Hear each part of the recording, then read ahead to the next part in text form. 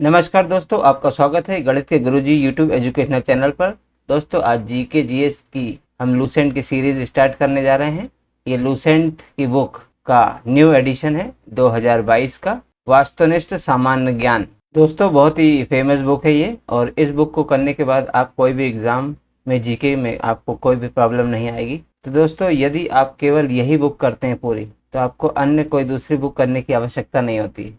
दोस्तों इस बुक में विषय सूची दी गई है, जिसमें भारतीय इतिहास, भारतीय राज्य व्यवस्था, भारतीय अर्थव्यवस्था, भूगोल, कला और संस्कृति, सामान्य विज्ञान में है भौतिक, कंप्यूटर विज्ञान, रसायन विज्ञान, जीव विज्ञान, खेल कूद और विविध प्रश्नावली। दोस्तों ये सभी प्रश्नावली हम इस बुक से पूरी करेंगे। बहुत ही महत्वपूर्ण बुक है दोस्तों सबसे पहले आज हम भारतीय इतिहास के बारे में देखेंगे। भारतीय इतिहास में भी 3 पार्ट हैं: प्राचीन भारत, मध्यकालीन भारत और आधुनिक भारत। इनमें अभी हम सबसे पहले आज पहला पार्ट करेंगे, इसमें सामान्य परिचय। फर्स्ट नंबर दिया हुआ है सामान्य परिचय। तो चलिए स्टार्ट करते हैं। तो दोस्तों आज हमारी पहली क्लास है। सबसे पहले भारतीय इतिहास में हम पढ़ेंगे सामान्य परिचय। दोस्तों आज की वीडियो का अगर आपको पीडीएफ प्राप्त करना चाहते हैं तो आज की वीडियो का पीडीएफ जो हम डिस्क्रिप्शन बॉक्स में नीचे इसकी लिंक दे देंगे, वहाँ से आप डाउनलोड कर सकते हैं। तो चलिए दोस्तों शुरू करते हैं। तो दोस्तों चलिए शुरू करते हैं। इसमें सबसे पहला प्रश्न दिया है, इतिहास के तहत अध्ययन किया जाता है। तो दोस्तों इतिहास के तहत किसका अध्ययन किया जाता है ये देखना है हमको। ऑप्शन ए में अतीत का, समाज का, शासन का या पर्यावरण का। तो इतिहास के तहत अध्ययन किया जाता है अतीत का। अतीत यानी बीता हुआ समय। तो इतिहास के तहत बीते हुए समय का अध्ययन किया जाता है। क्वेश्चन नंबर 2 है, प्रथम यूनानी इतिहासकार कौन था? तो प्रथम यूनानी इतिहासकार था हेरोडोटस। इसमें ऑप्शन नंबर बी करेक्ट हो जाएगा। थर्ड क्वेश्चन है, निम्नलिखित में से किसने स्पष्ट कहा है कि इतिहास के समस्त निष्कर्ष युक्ति संगत साक्ष्यों पर आधारित होते हैं? तो दोस्तों ये कहा था थ्यूसिडाइडिस ने। क्या कहा था कि इतिहास के समस्त निष्कर्ष युक्ति संगत साक्ष्यों पर आधारित होते हैं। क्वेश्चन नंबर 4 है, द हिस्ट्रीज के रचनाकार कौन है? तो द हिस्ट्रीज एक बुक है जिसके रचनाकार हैं हेरोडोटस। ऑप्शन नंबर ए इसमें करेक्ट आंसर हो जाएगा।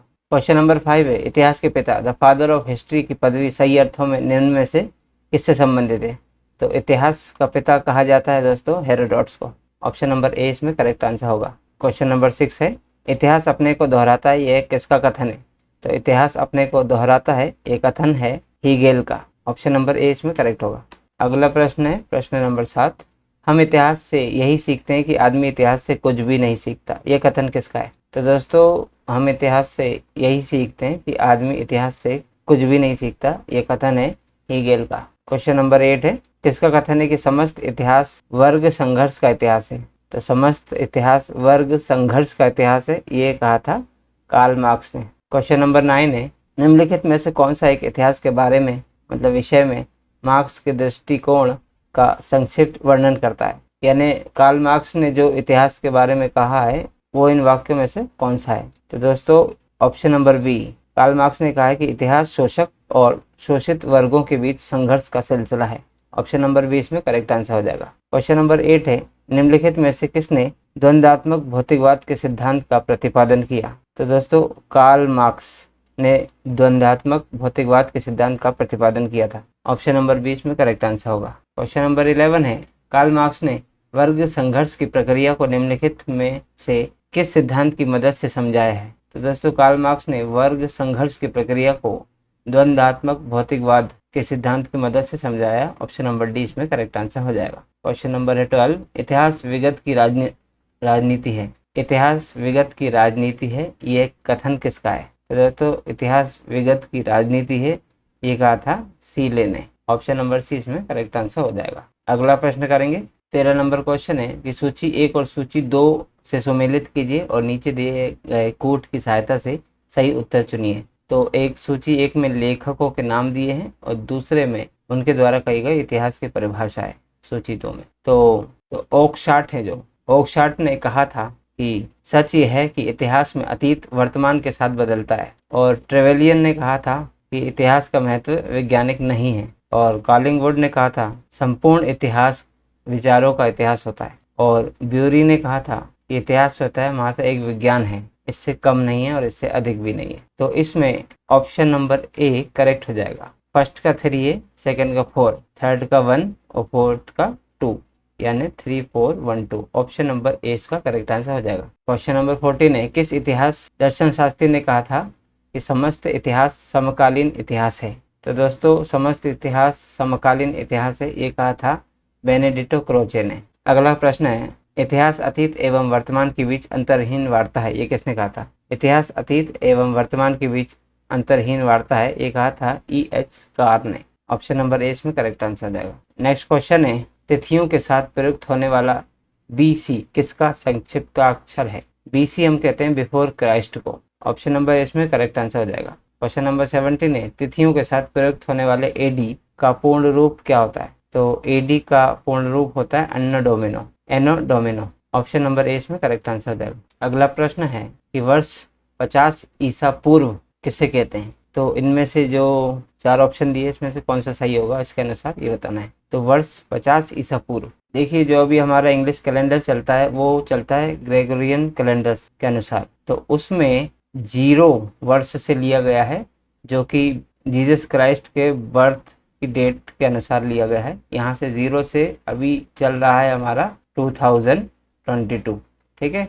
और 0 से पहले जितने भी वर्ष हुए हैं उसे हम ईसा पूर्व कहते हैं, ईसा पूर्व, ठीक है। और बिफोर जो क्राइस्ट है उनके पैदा होने के बाद जितने भी वर्ष होते हैं उसको हम ईसवी कहते हैं, ठीक है। तो ईसा पूर्व और ईसवी, बिफोर क्राइस्ट यानी ईसा पूर्व। तो 50 ईसा पूर्व कब आता है ये बताना है। तो देखिए 0 है, मान लीजिए यहाँ 0 वर्ष मान लिया जाए, तो यहाँ से बढ़ता जाएगा 1 2 3 इस तरह से ये 2022 आ गया है। और यहाँ से भी हम इसमें 0 से ही लेंगे, यानी कि 1 2 3 इस तरह से। तो 50 ईसा पूर्व है, मान लीजिए 50 ईसा पूर्व यहाँ आता है, तो कौन सा कथन इनमें से सही होगा? तो वर्ष 50 ईसा पूर्व के बारे में बोला गया है कि वर्ष 150 ईसा पूर्व के पहले आता है क्या? तो 150 ईसा पूर्व यहाँ पर आएगा। तो इससे पहले आता है क्या वर्ष? नहीं, ये तो बाद में आएगा, क्योंकि वर्ष इस तरह से चलेगा, वर्ष इस तरह से चलेगा। तो 150 पहले आएगा और 50 ईसा पूर्व उसके बाद में आएगा। तो 50 ईसा पूर्व पहले तो नहीं आता, यानी ये गलत है। ऑप्शन नंबर दूसरा देखेंगे, वर्ष 150 ईसा पूर्व जो है वो 150 के बाद आता है, तो बिल्कुल सही है, 150 के बाद ही आएगा, यानी कि ऑप्शन नंबर 20 में करेक्ट आंसर हो जाएगा, ठीक है। अगला प्रश्न है, वर्ष 1015 ईस्वी किस शताब्दी में आता है? तो वर्ष 1015 11वीं शताब्दी ईस्वी में आता है, क्योंकि ये बढ़ के 1015 है, फिर 1016 होगा, इस तरह से ये चल चल के 1100 एक दिन हो जाएगा, यानी कि 11वीं शताब्दी पूरी हो जाएगी। तो अभी क्या चल रही है? 11वीं शताब्दी। अगला प्रश्न है प्रश्न नंबर 20, सूची 1 और सूची 2 से सुमेलित कीजिए और सूचियों के नीचे दिए गए कूट का प्रयोग करते हुए सही उत्तर का चयन कीजिए। तो दोस्तों सूची 1 में दिए गए हैं संवत्सर, यानी कि संवत जिसको बोलते हैं, विक्रम संवत, शक संवत, गुप्त संवत, कली संवत, इस तरह से। और यहाँ सूची 2 में कब से ये संवत लागू किए गए हैं ये बताना है। तो सबसे पहला है जैसे ए ऑप्शन, विक्रम संवत। विक्रम संवत जो है ये स्टार्ट हुआ था 58 ईसा पूर्व में, ठीक है। शक संवत स्टार्ट हुआ था 78 ईस्वी में, और गुप्त संवत हुआ था 320 ईस्वी में, और कली संवत स्टार्ट हुआ था 3102 ईसा पूर्व में, ठीक है। तो ऑप्शन इसका हो जाएगा, ऑप्शन में दिए गए हैं, ऑप्शन नंबर डी इसका सही हो जाएगा, 4321। तो सबसे पहले 4 आएगा, पहले वाले का चौथा, दूसरे वाले का तीसरा, या सी तीसरे वाले का दूसरा और चौथे वाले का पहला, यानी 4321। जिस ऑप्शन में होगा वो ऑप्शन सही होगा। तो 4321 है जो हमारा, वो है डी ऑप्शन, इसका करेक्ट आंसर हो जाएगा। नेक्स्ट क्वेश्चन है कि विक्रम संवत कब प्रारंभ हुआ? तो विक्रम संवत प्रारंभ हुआ था 58 ईसा पूर्व में। क्वेश्चन नंबर 22 है, शक संवत का प्रारंभ किस सम्राट के शासनकाल में 78 ईस्वी में हुआ था? तो शक संवत का प्रारंभ हुआ था कनिष्क सम्राट के शासनकाल में 78 ईस्वी में। क्वेश्चन नंबर 23 है, 23 नंबर, भारत का राष्ट्रीय पंचांग नेशनल कैलेंडर किस संवत पर आधारित है? तो दोस्तों भारत का राष्ट्रीय पंचांग जो है वो शक संवत पर आधारित है, तो ऑप्शन नंबर सी इसका करेक्ट आंसर होगा। क्वेश्चन नंबर 24 है, गुप्त संवत जो कि 319 और 320 ईस्वी में प्रारंभ हुआ था, इसका श्रेय किसे दिया जाता है? तो दोस्तों गुप्त संवत 320 ईस्वी को प्रारंभ करने का श्रेय जाता है चंद्रगुप्त प्रथम को। क्वेश्चन नंबर 25, चंद्रगुप्त प्रथम ने गुप्त संवत का प्रारंभ किस उपलक्ष्य में किया? तो चंद्रगुप्त प्रथम ने गुप्त संवत का प्रारंभ अपने राज्यारोहण के स्मारक के रूप में किया था। तो ऑप्शन नंबर ए इसमें करेक्ट आंसर होगा। नेक्स्ट क्वेश्चन है कि निम्न कथनों पर विचार कीजिए और नीचे दिए गए कोट से सही उत्तर चुनिए। तो यहाँ पर बताना है कौन कौन सा सही है। तो दोस्तों पहला है विक्रम संवत 58 ईसा पूर्व से आरंभ हुआ, बिल्कुल सही है। दूसरा है शक संवत सन 78 ईस्वी से आरंभ हुआ, बिल्कुल सही है। तीसरा है गुप्त संवत सन 319 से आरंभ हुआ, ये भी बिल्कुल सही है। चौथा है भारत में मुसलमान शासन का युग सन 1192 ईस्वी में शुरू हुआ, नहीं ये गलत है। तो 1 2 3 ऊपर से सही है, तो ऑप्शन नंबर सी इसमें करेक्ट हो जाएगा। 1 2 3 करेक्ट आंसर है। नेक्स्ट क्वेश्चन, हर्षवर्धन ने 606 ईस्वी में हर्ष संवत की स्थापना किस उपलक्ष्य में की थी? तो हर्षवर्धन ने 606 ईस्वी में हर्ष संवत की स्थापना की थी अपने राज्यारोहण के उपलक्ष्य में। क्वेश्चन नंबर 28 है निम्नलिखित में से वह कौन सा संवत है जो कलचुरियों द्वारा प्रयुक्त किए जाने के कारण कलचुरी संवत भी कहलाता है? तो दोस्तों कलचुरियों द्वारा प्रयुक्त किए जाने वाला संवत जो है, जिसे हम कलचुरी संवत कहते हैं, उसको हम त्रिकोटक संवत भी कहते हैं। ऑप्शन नंबर सी इसका करेक्ट आंसर हो जाएगा। नेक्स्ट क्वेश्चन है चालुक्य विक्रम संवत का प्रचलन किसने किया? तो दोस्तों चालुक्य विक्रम संवत का प्रचलन जो किया था वो किया था विक्रमादित्य चतुर्थ ने। उन्होंने विक्रम संवत में कुछ और संशोधन किया होगा और चालुक्य विक्रम संवत कहलाया, और तो इसका प्रचलन किया था विक्रमादित्य चतुर्थ ने। नेक्स्ट क्वेश्चन है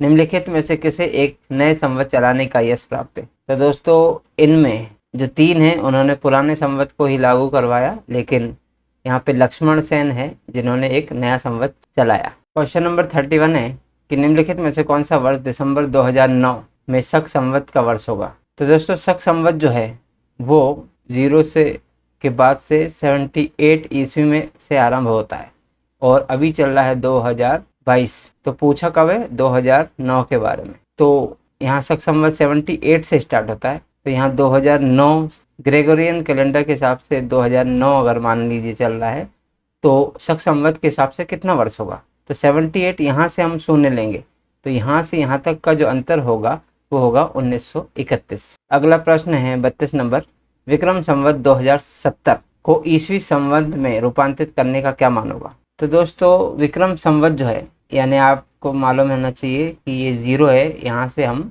हमारा ग्रेगोरियन कैलेंडर इस तरह से चालू होता है साइड, ठीक है, और यहाँ पर जितने भी ईयर्स होते हैं वो ईस्वी कहलाते हैं, और 0 से पहले जितने भी वर्ष थे वो ईसा पूर्व कहलाते हैं। तो यहाँ से यहाँ पर जाने पर हमें विक्रम संवत 2070 मिलेगा, 2070, और यहाँ से 58 ईसा पूर्व में विक्रम संवत चालू होता है। तो यहाँ से 58 से 2070 तक जाने में अगर हमको सालों की गणना करनी, कितने साल हो जाएंगे? तो 2070 से 70 में 58 जो है वो माइनस कर देंगे, तो 2070 में 58 माइनस करेंगे तो लगभग हो जाएगा 2012, मतलब 2013 ईस्वी के वो बराबर होगा। ऑप्शन नंबर डी इसमें करेक्ट आंसर हो जाएगा। अगला प्रश्न है विक्रम एवं शक संवत के आरंभ के बीच कितने वर्षों का अंतर है? तो दोस्तों विक्रम संवत और शक संवत के आरंभ के बीच 135 वर्षों का अंतर है। कैसे?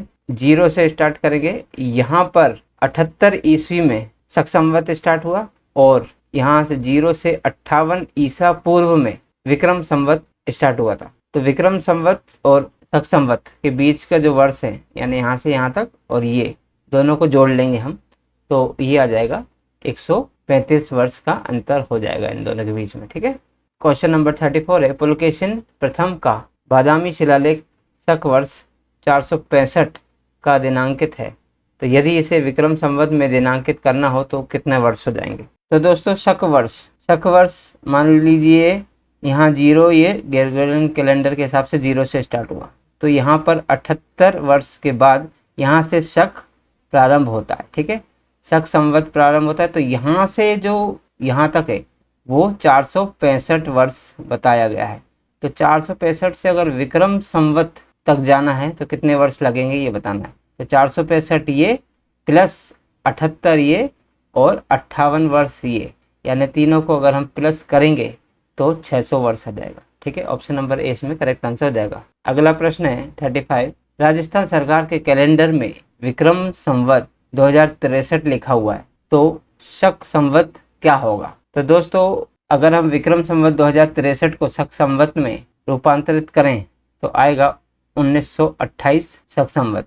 ठीक है, ऑप्शन नंबर सी इसमें करेक्ट आंसर हो जाएगा। नेक्स्ट क्वेश्चन है, पुरातत्व में स्तर विन्यास पद्धति यानी स्ट्रेटिग्राफी निम्नलिखित में से किसको समझाने के लिए प्रयोग की जाती है? तो दोस्तों पुरातत्व में स्तर विन्यास पद्धति यानी स्ट्रेटिग्राफी जो है वो भौतिक अवशेष के क्रमिक निक्षेप को समझाने के लिए प्रयोग की जाती है। ठीक है, ऑप्शन नंबर 20 में करेक्ट आंसर होगा। नेक्स्ट क्वेश्चन है, कार्बन 14 तिथि निर्धारण पद्धति का विकास किसने किया था? तो दोस्तों कार्बन 14 जो कि जीवाश्म की आयु पता करने के लिए किया जाता है, उस पद्धति का विकास जो है वो किया था विलर्ड लिब्बी ने। ऑप्शन नंबर डी में करेक्ट आंसर जाएगा। नेक्स्ट क्वेश्चन है, काष्ठ, अस्थि और शंख के पुरातत्वीय नमूनों का काल निर्धारण करने के लिए निम्नलिखित में से कौन सा अपनाया जाता है? तो दोस्तों काष्ठ यानी लकड़ी, अस्थि यानी हड्डी और शंख जो पुरानी वस्तुएं हैं उसका काल निर्धारण यानी कि वो किस समय के हैं ये पता करने के लिए कार्बन 14 पद्धति का प्रयोग किया जाता है। ऑप्शन नंबर ए इसमें करेक्ट आंसर हो जाएगा। नेक्स्ट क्वेश्चन है कि कार्बन डेटिंग निम्न में की आयु निर्धारण हेतु प्रयुक्त होती है। तो कार्बन डेटिंग जो है वो जिसे हम कार्बन 14 डेटिंग कहते हैं वह जीवाश्म की आयु निर्धारण हेतु प्रयोग की जाती है, जैसा कि अभी इससे पहले वाले प्रश्न में हमने देखा। क्वेश्चन नंबर 40 है, प्रागैतिहासिक का अंत एवं इतिहास का आरंभ कब से माना जाता है? तो प्रागैतिहास का अंत और इतिहास का आरंभ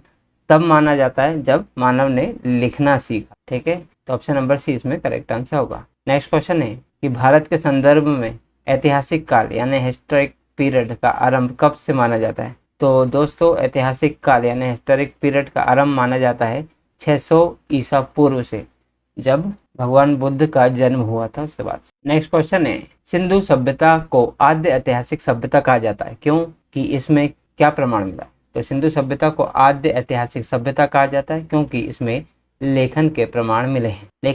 लेकिन ऐसी लेखन कला थी जो आज तक कोई पढ़ नहीं पाया, इसीलिए उसे आद्य ऐतिहासिक सभ्यता कहा जाता है। क्वेश्चन नंबर 43 है, शक संवत पर आधारित राष्ट्रीय पंचांग जो नेशनल कैलेंडर है उसका एक चैत्र से हमारा नववर्ष स्टार्ट होता है, जैसे ग्रेगोरियन कैलेंडर की निम्नलिखित तिथियों में से कौन सा होगा इसमें? तो इसका उत्तर होगा 22 मार्च या 21 मार्च कह सकते हैं हम जिसको। नेक्स्ट क्वेश्चन है कि किसने इतिहास को प्राचीन, मध्यकालीन और आधुनिक 3 भागों में बांटकर देखने का रिवाज चलाया?